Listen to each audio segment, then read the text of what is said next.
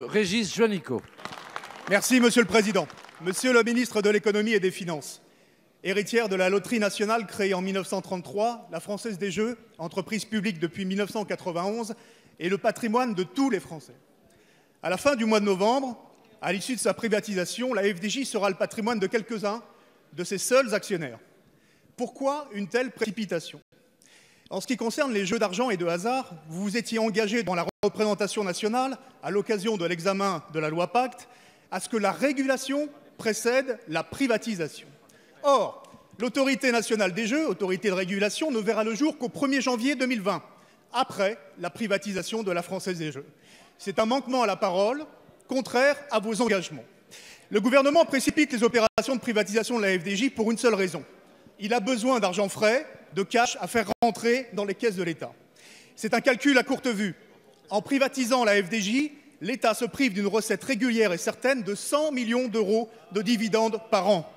Vous bradez les deniers publics et le patrimoine national. C'est une mauvaise opération financière pour l'État.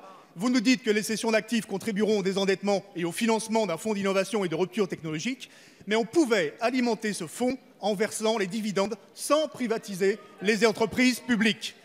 Avec les 380 millions d'euros versés par la FDJ d'ici juin 2020, en contrepartie de l'octroi des droits exclusifs pour exploiter les jeux de loterie et les paris sportifs pour une durée de 25 ans, l'État peut espérer récupérer environ 2 milliards d'euros de la privatisation. Une goutte d'eau dans l'immensité de la dette.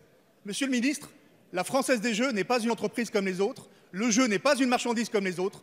Pourquoi vous entêtez-vous à vouloir la privatiser? Merci, monsieur le député. La parole est à madame Agnès Pannier-Runacher, secrétaire d'État auprès du ministre de l'Économie et des Finances. Merci, Monsieur le Président, Mesdames et Messieurs les députés, Monsieur le député Juanico. Je veux d'abord excuser Bruno Le Maire, qui est actuellement en Chine, comme vous le savez, pour justement porter non seulement la parole française, mais la parole européenne sur un certain nombre de dossiers commerciaux et industriels. Et je pense que c'est assez important en ce moment. S'agissant de la privatisation de la Française des Jeux, je veux d'abord vous rassurer, Monsieur Juanico, comme je l'ai fait au banc avec Cédric, pas plus tard que la semaine dernière. Comme vous le savez, l'autorité... Et si, c'est vous qui avez posé la question, donc j'ai bonne mémoire. Comme vous savez, l'autorité de régulation a fait l'objet d'un projet d'ordonnance. Bruno Le Maire s'y était engagé. Il a été présenté en Conseil des ministres le 2 octobre. Le projet de loi de ratification de l'ordonnance a été déposé.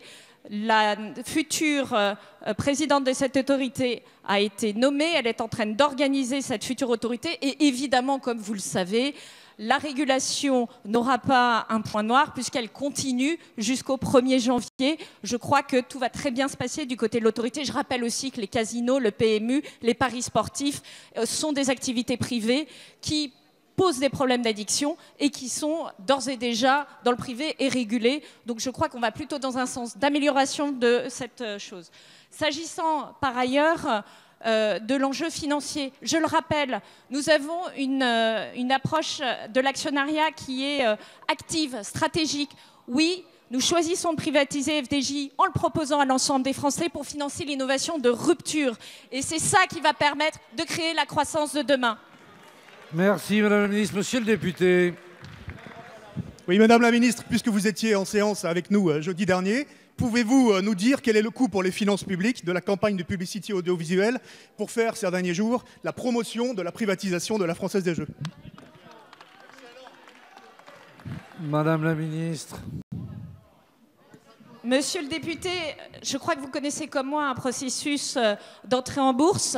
Elle est d'abord accompagnée par l'entreprise elle-même. Et comme vous le savez, ces dépenses permettent d'améliorer la valorisation de l'entreprise. C'est donc une bonne chose pour les Français et pour notre patrimoine. Merci, madame la ministre. Je vous remercie.